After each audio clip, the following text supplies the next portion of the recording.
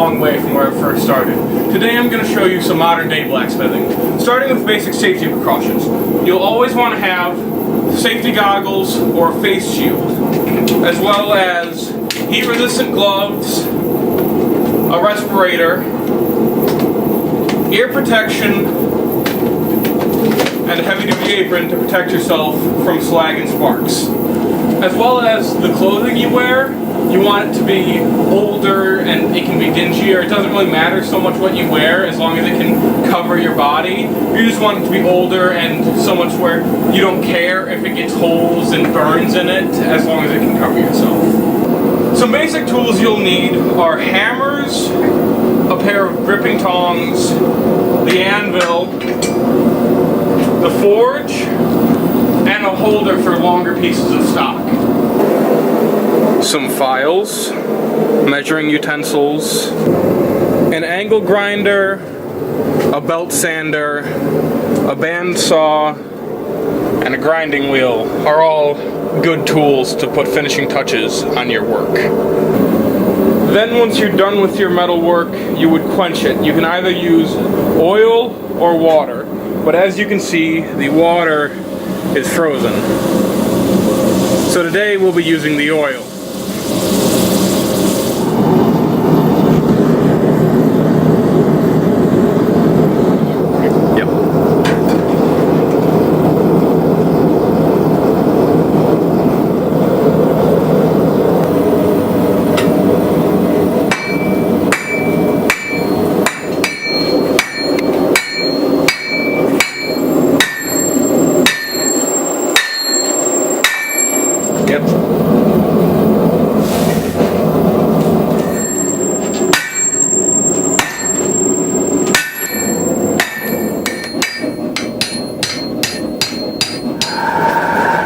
Record.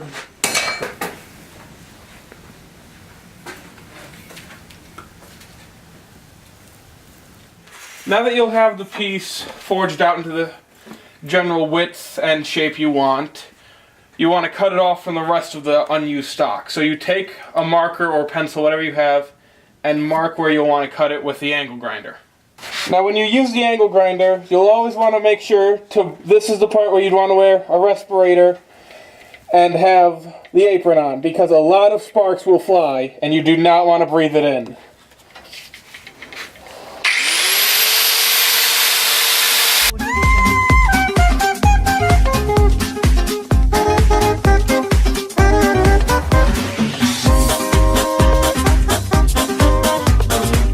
Once you realize grinding this all down on the belt sander is going to take too long, put a flap disc on your other angle grinder and go to town.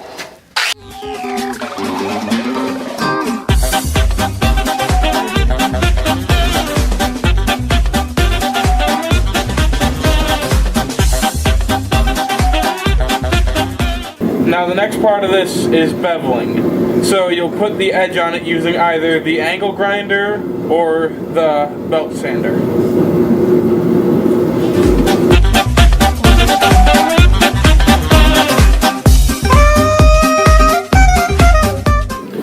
Okay, now we've got it red hot again in the forge after everything's done with it. So now we're going to pull it out and quench it. I got some water out so that we can quench it in there.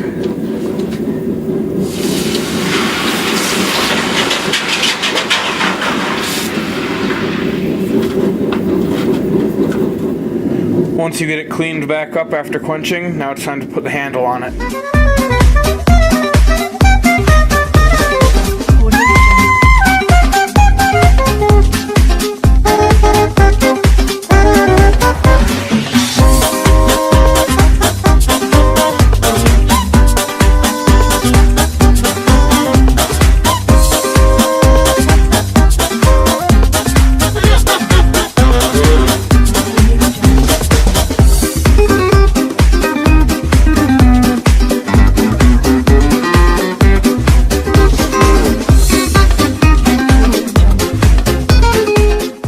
What you'll want to do for the handles to attach them, you'll want to use a little bit of epoxy. So you can just get one of these 2-part epoxy, you put it on a piece of cardboard or something,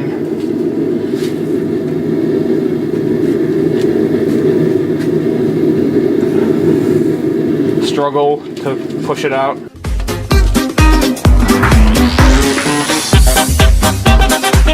Once you get a good bit of epoxy, take a scrap piece of wood or something and evenly mix it all together.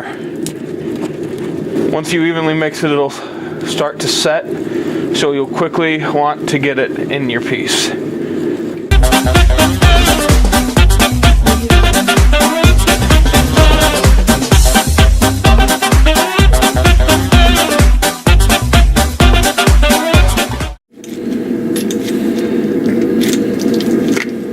And you'll want to clamp it in and let it set.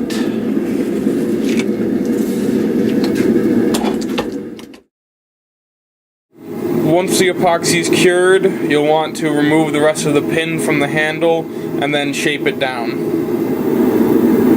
Then just clamp it back in the vise, use a cloth to make sure you don't damage the metal, and start removing the rivets.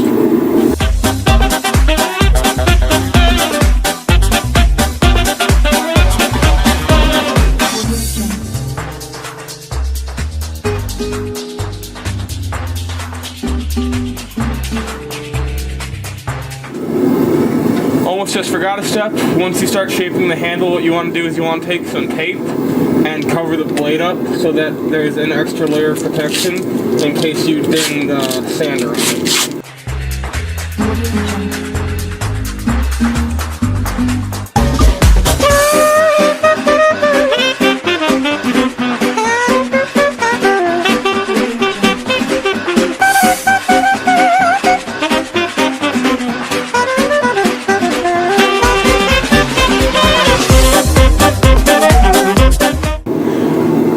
So now that I have the handle shaped down a bit, you can see there's that void between the wood and the metal right around here. So what you'll want to do is mix up some epoxy and fill the void with it, as well as any other cracks you have on your surface like that one. Fill it in with epoxy so that it's smooth and won't catch on anything. Now that the epoxy has dried, you'll want to grind it away and then shape the handle.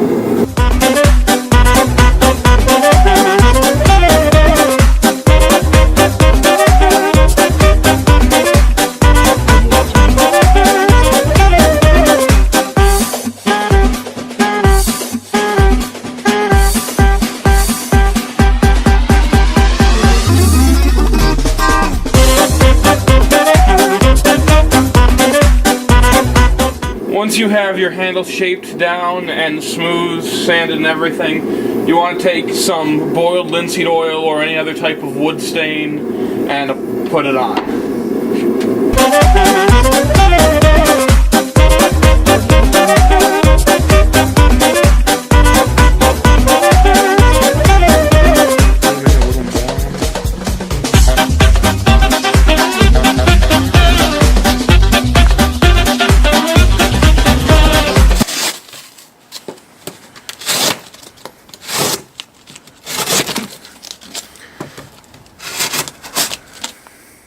Cut myself.